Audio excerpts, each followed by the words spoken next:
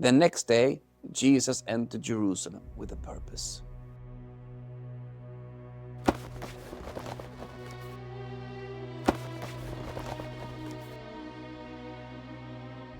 The day before, he had made a whip, and now he brought it with him into the temple.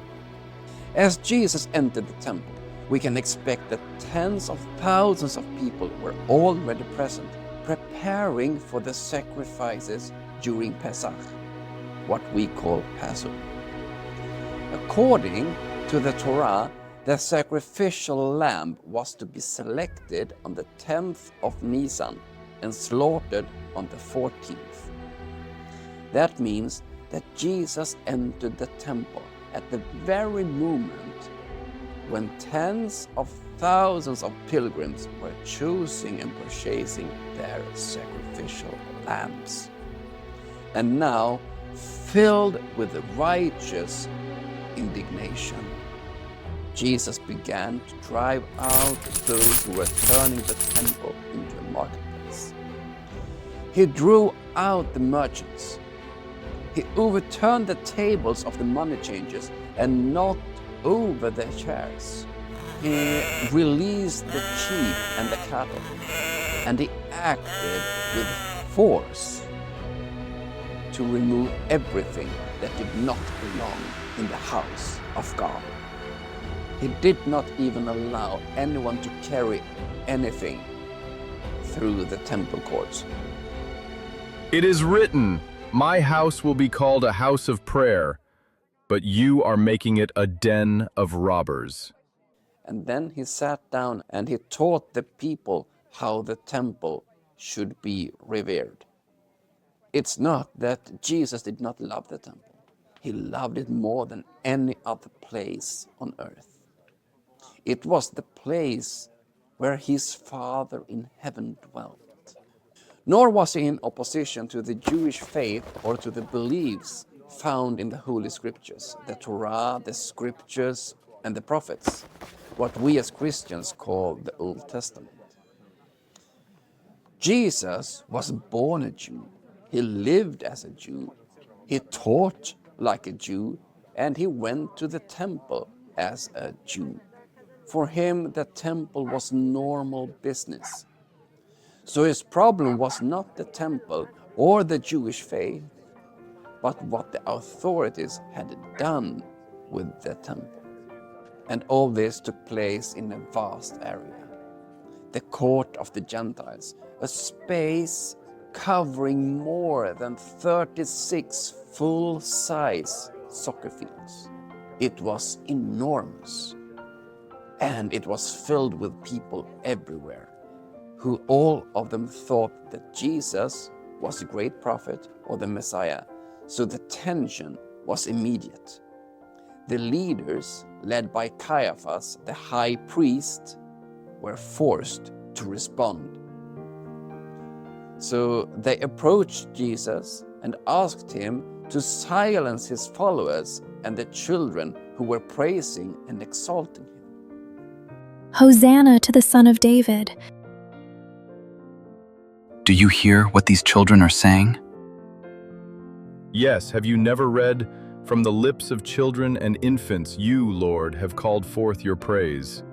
Their praise carried political weight, as they were proclaiming Jesus to be the Son of David, a clear messianic declaration in the very heart of the temple.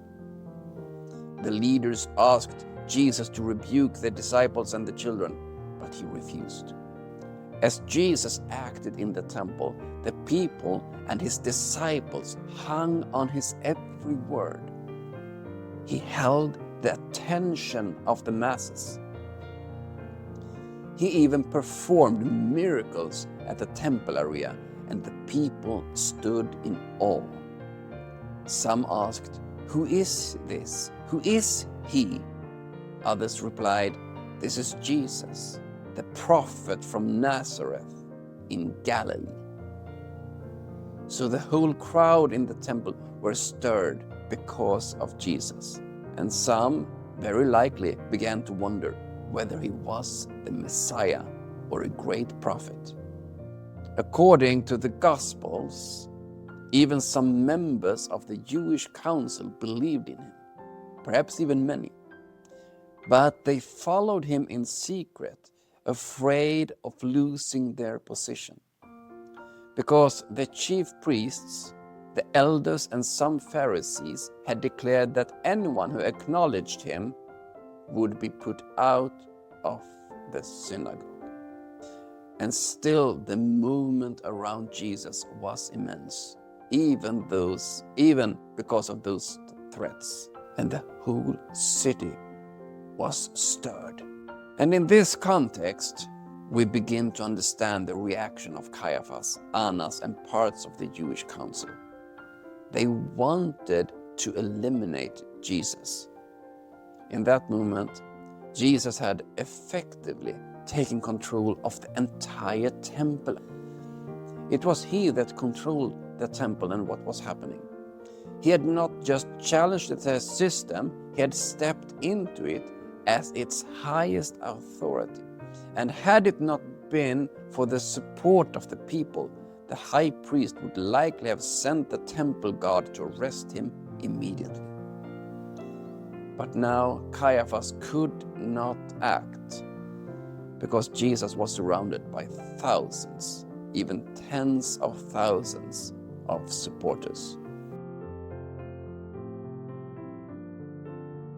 He is disturbing the order on the temple court. We must stop him. The whole crowd gathers around him and follow him. And the leaders were afraid of the crowd. They were even terrified.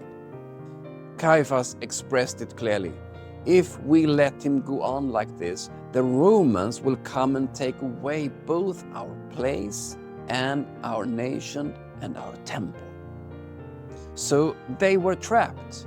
If they acted publicly, they risked sparking a revolt which could have provoked a Roman intervention. And that was the very outcome they were trying to avoid. And what about Pilate that were in Jerusalem those days? Pontius Pilate, the Roman governor of Judea, did nothing at this moment. Most likely he saw this as an internal matter, a problem for the high priest and the temple authorities. And if he intervened, he risked igniting a rebellion.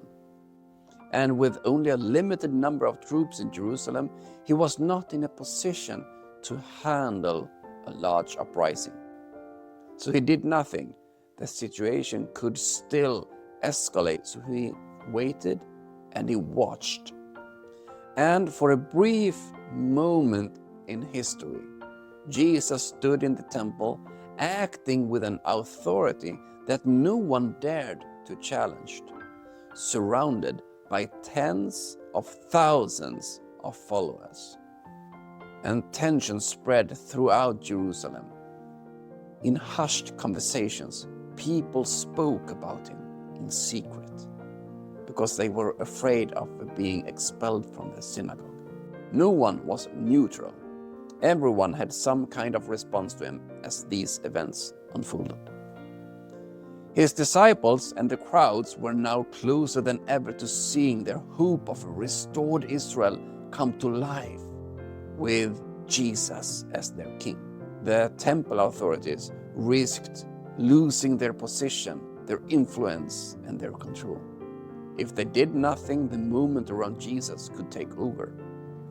If, on the other hand, they acted, it could trigger an uprising and massive violence. And Pilate risked provoking a revolt if he intervened. And he could be blamed for disturbing the fragile peace in Judea. And it is in this context we will move into our next episode. Watch and see how it unfolds.